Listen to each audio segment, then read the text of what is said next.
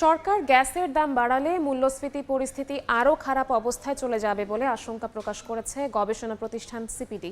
সংস্থাটি বলছে, দাম বাড়ালে অর্থ বছরের শেষ নাগাদ মূল্যস্ফীতি 7 থেকে 8% নামিয়ে আনার লক্ষ্য পূরণ হবে না।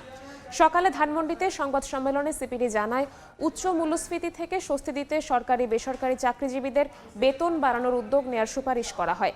এছাড়া আগামী বাজেটে ব্যক্তি করমুক্ত আয়সীমা 4 লাখ টাকায় উন্নীত করার কথা তুলে ধরে সিপিডি।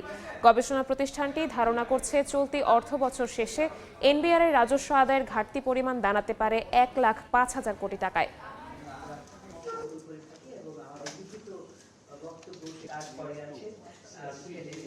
বছরের জন্য নির্ধারিত লক্ষ্যমাত্রাটা হচ্ছে 32.2 প্রবৃদ্ধির, এটা লক্ষ্যমাত্রা।